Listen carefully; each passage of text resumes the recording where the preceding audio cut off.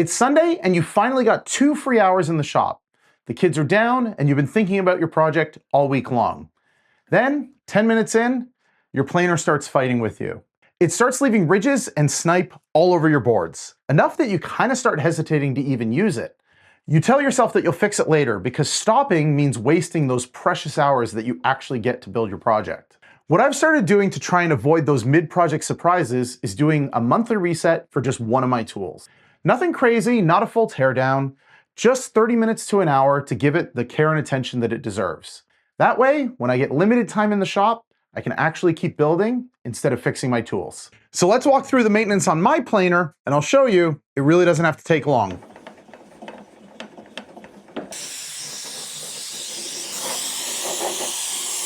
So the first thing you want to do is make sure that the tool is unplugged and be very careful when you're reaching around inside here. Those blades are exposed and they're very sharp. Once all the dust has been dealt with, you want to grab yourself a good all-purpose cleaner and some paper towels and give the bed a thorough cleaning.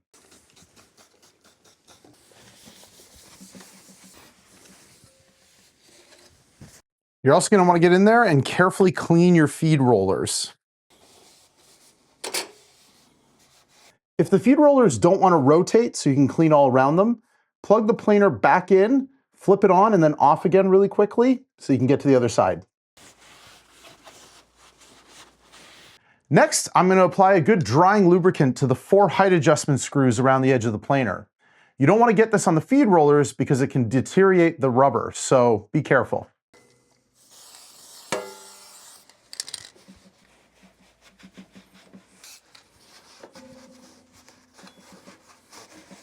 Finally, to finish off the bottom section, I'm going to apply a coat of paste wax to the entire bed. This is going to help make sure our boards slide through nice and easily.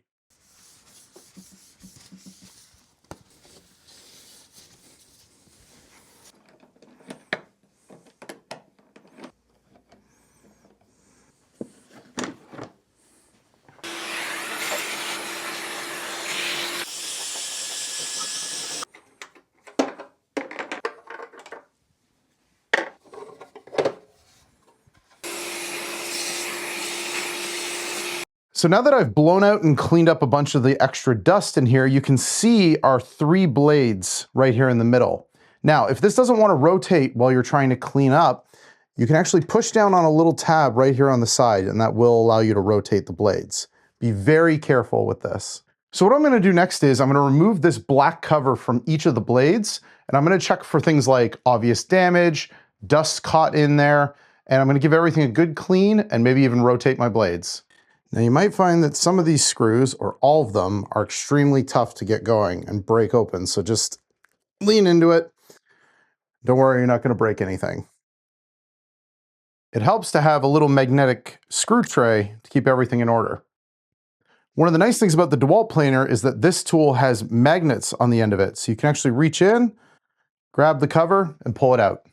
So you can see the blade sitting right here, and I'm looking at this one, and I can see a little bit of damage here. So I'm actually going to rotate all of my blades. Before I do that, what I'm going to do is I'm going to mark the bad side and the good side. I'm actually just going to take a Sharpie and I'm going to write B for bad. And then I can use those same magnets to pull out the blade, turn it around, and sit it back down. That way, when I'm in here again in another couple of months, I'm going to know that it's time to replace the blades entirely. So I can go ahead and put my cover right back on top. I'll screw everything down. I find that it's really useful to do the 2 ends of the cover first just to get everything aligned. And then you can tighten those up and put in the rest of your screws. Okay, I'm just going to go ahead and repeat that process for the other 2 blades.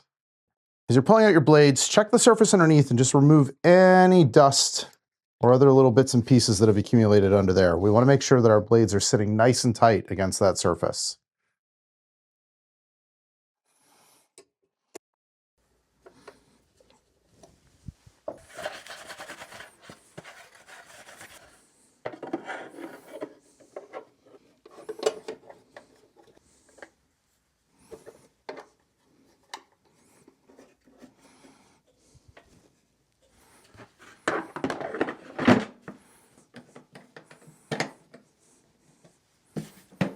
Last but certainly not least, we're gonna make sure that our infeed and outfeed supports are aligned with the bed.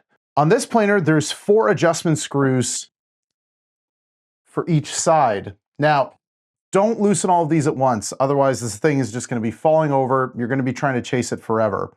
What I like to do is put my level on one side at a time, adjust these 2 screws, do it on the other side, and then check all the way across and make sure that it looks good. Now it's important to note that you're not actually watching the bubble all that much. You're checking right underneath here to make sure that this support and the bed are parallel with one another. And so I'm just gonna push this up until it rests against the bottom of my level without pushing it up off the bed. I'm gonna tighten that down. It does look pretty good. And so we're gonna tighten that down. And then I'm gonna head over to the other side. I find it useful to start on the outside edge and then adjust the inside screw. Finally, let's run a quick board through and see how we did.